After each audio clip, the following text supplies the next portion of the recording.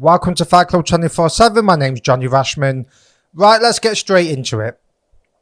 I'm fuming, to be honest with you, right? And I'm going to explain what's going on with Saudi Arabia and why I think them pricing people out of the market is bad for the sport, right? Completely bad for the sport, terrible for the fans, bad for the sport, right? And I'm going to explain why.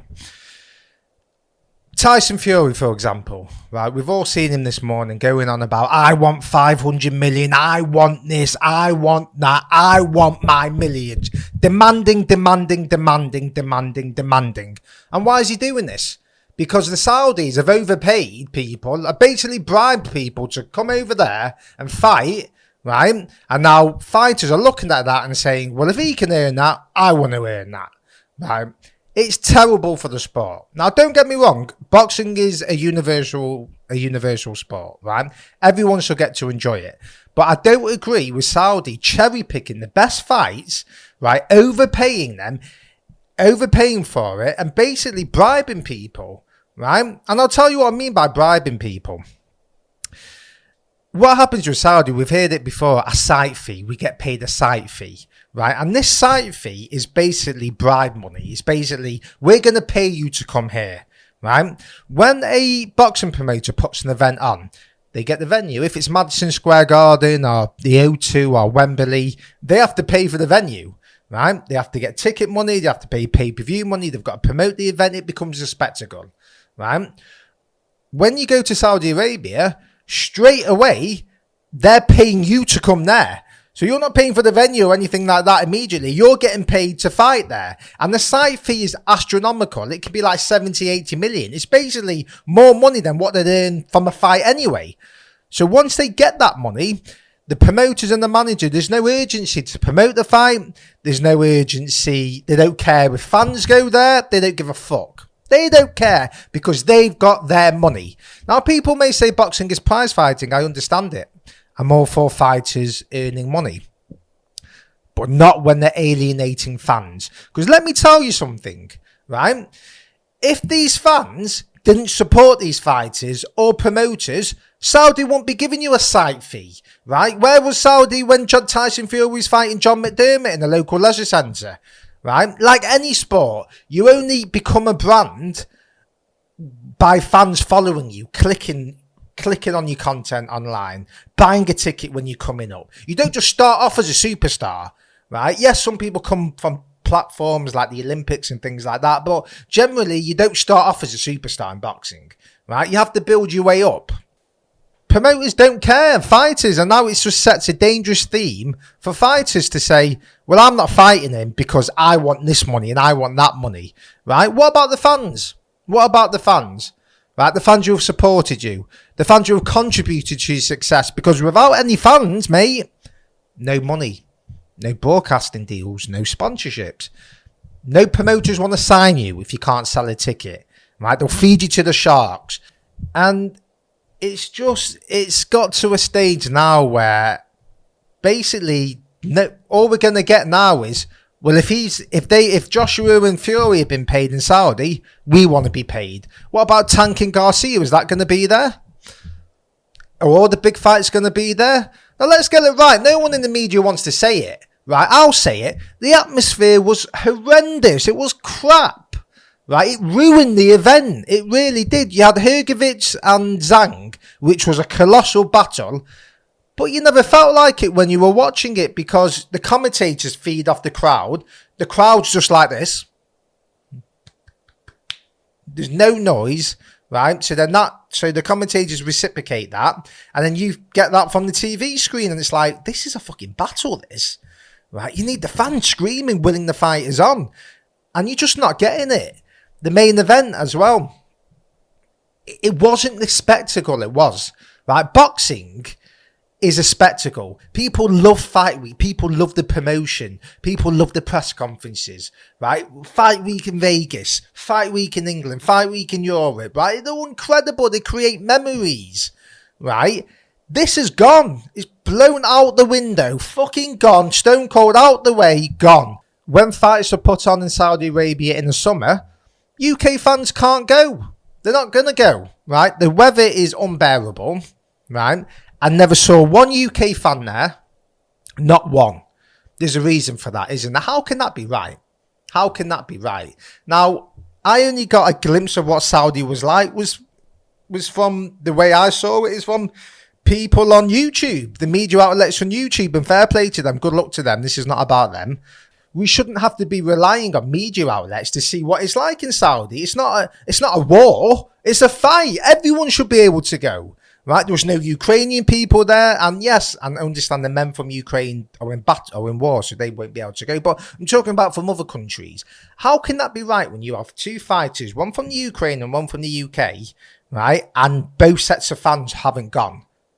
So there's a reason, isn't there? Right, and the only people who are benefiting are the promoters, right, and the fighters. Right, as I say, I'm all for fighters' pay, but let's get it right. This site fee, it ain't all going to the fighter, is it? Right, the majority of it's going to the promoter for saying, yes, we'll put the fight here. It's created a dangerous theme in boxing where fighters are just going to turn around and say, I want this money, I want that, I want an obscene amount of money to fight. Tyson Fury this morning, it's a lack of class, demanding, I want 500 million to fight. For me to fight this foreigner, I want 500 million and that's it. What about creating a legacy? What about fans who want to watch that? What about your fans who've supported you from the beginning, right? Who bought tickets to watch you fight? What about them? Do you not give a fuck about them? Because that's what it sounds like, right? And for a bloke who continually says, I don't care about money, right? Money doesn't matter. I don't care about flash cars and money. All I hear him do is go on about money. That's all I hear him go on about.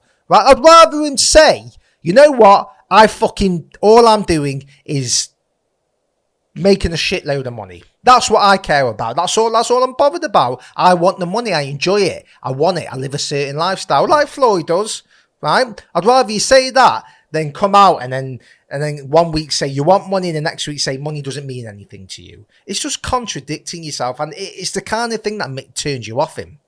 Right, it does. There's no bigger fan than me of Tyson Fury, but I'm going to be honest. Right, doesn't matter if he's from the UK, doesn't matter if he's from America, it doesn't matter. Right, I'm a fight fan. Right, and if I see someone taking the piss, I'm going to say it. And this is just taking the piss. He's saying he's retired. Then he's got his promoter coming out, say organising fights, and then he's saying he's fighting Derek Chisora.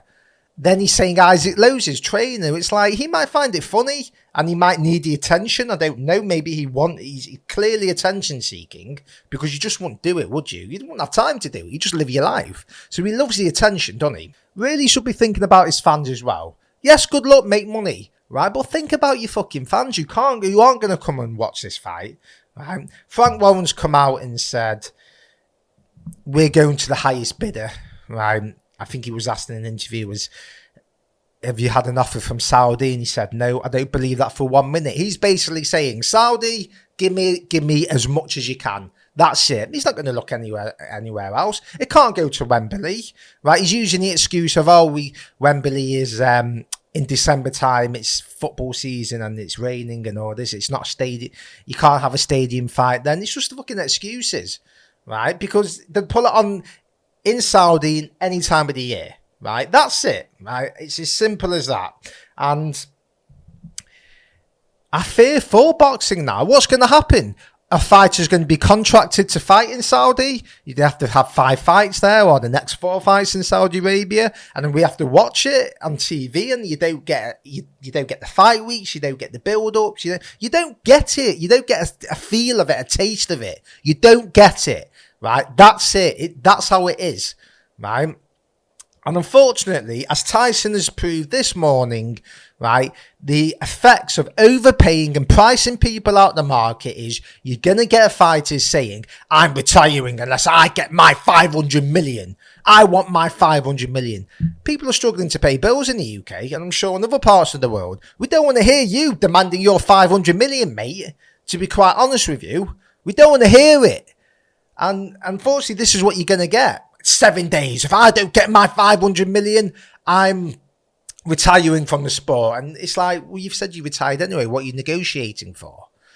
The whole thing stinks, right? It's a bad taste. It just stinks. It really does. It just stinks of, I want as much money as possible. Fuck the fans. I couldn't give a fuck where it is. the way Tyson is talking about Usyk is just distasteful. Oh, this foreigner. I want 500 million to fight this foreigner. What, this foreigner who's become a national hero and a worldwide symbol for basically peace and hope. So he's not just some foreigner, isn't he? So it's just bad language to use, isn't it? Especially with the war in the Ukraine, right? We don't want to hear it. We don't want to hear you get your 500 million. We don't want to hear that, right? We want to see fights. Or if you retired, vacate the belt and retire and leave the sport. That's it. Leave the sport. You've had your legacy. You've done well. For me, you're one of the greatest heavyweights of all time. I've always said that, right? But I'm being turned off by him. And this is all from Saudi Arabia overpaying, right? Because Eddie Hearn went there first with Joshua Ruiz, right? Then with AJ Usyk. And people may say, well, it's good Saudi are here because the big fights won't get made. Well, Ruiz and Joshua was going to happen anyway because there's a rematch clause. Same with Usyk and Joshua. So I don't buy into that, no. It's just creating a demand now where they're pricing people out the market. People can't compete. How can Wembley compete when they're being paid money? They're being paid more money than what the fight would generate just to fight there. Never mind the fight, the pay-per-view, the ticket sales and all that. They're getting their site fees all guaranteed. Happy days, very nice. We don't have to fucking promote shit. We don't need to do anything. We've been paid. Doesn't matter if the fans can go. If they can't fucking go, it doesn't make one bit of a difference. We've been paid. So that's all we care about. And I'm sorry, it's a lack of class. It's distasteful and it makes you turn off from the sport. It makes you just want to turn off from it because you buy into these fighters and even the promoters, you buy into them, you support them, you go to the shows. For them to get to the top and Saudi to just cherry pick the best fights and just basically ruin it for the fans, for the true fans, it is. Now, I'm all for Saudi Arabia growing as a country, I really am.